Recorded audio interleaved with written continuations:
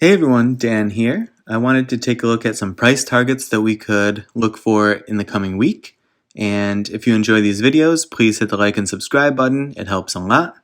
And let's get right into it. So Nano Dimension, NNDM, has had a big beatdown and then started to recover really well last week, especially after it got past its earnings. Earnings weren't great, but it had been beaten down so much that it started to recover anyway, because I think people just sort of felt that even if the earnings weren't spectacular, the amount that it had sold off was just a complete overreaction, and that there's still a company that's being built here, and there is some potential upside. So we saw the recovery start. As we get into this week, what I'd be looking for is, if it does turn downward, I'd be looking for it to hold essentially this 1010 for the longest time. If you've seen my other videos on like AMC, for example, how I was screaming about 911 being the most important price target for that a couple of weeks ago, the same sort of importance for NNDM lies with this 1010 price target. It needs to hold that in order to continue to push upward. If it doesn't, it's, I think, in for sort of like another drop, which I wouldn't expect to happen just because it's been beaten down so much, but you never know. But if it does dip down, I'd look for it to hold this 1026 down to 1092 essentially.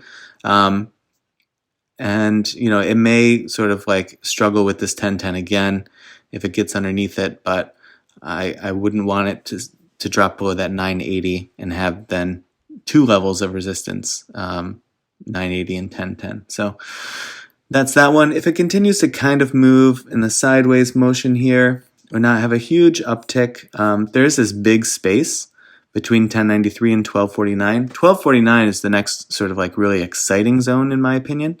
Whereas, this 1093 to 1249 is a great opportunity for it to establish and run, because there is nothing but sort of good space there for the stock price to move. So if there is bullish sentiment, I think that we should see a strong run here, and then we should see that other strong run from 1249 to 1444. See this big area here. That will sort of like confirm that there is strong bullish sentiment about NNDM in the market, because it should run there. So, if it does sort of like bounce around these levels, that could certainly happen in sort of like a moderate green week, if you will. What I'd be looking for is a bigger green week where it gets into this green box, which is almost 13 up to high 14s. So high 12s to high 14s. To me, that would be a really great zone. I think it has a lot of potential and support if it can establish above that 1249.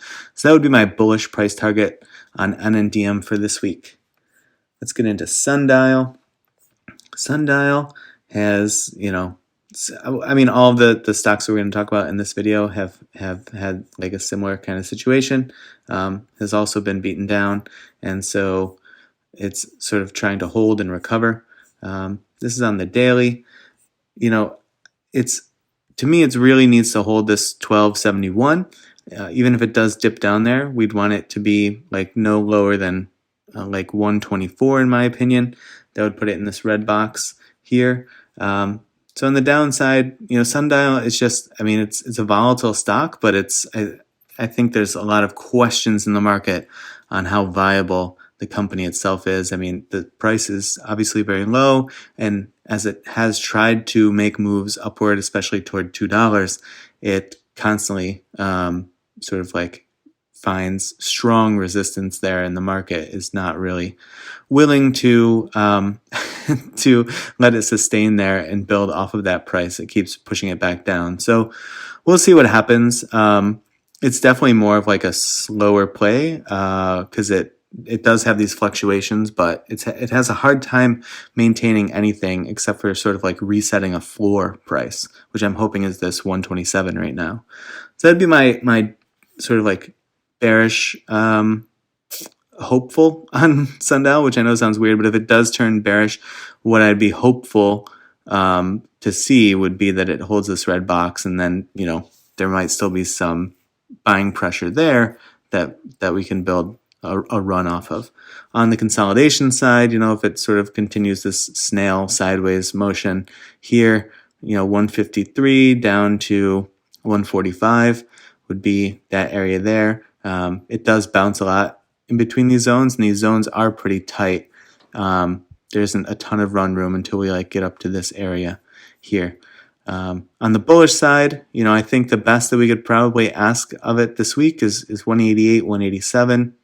188, 189, and then 169 on the downside, or maybe down to 167. So let's just say 167 up to 189 on the upside for Sundial.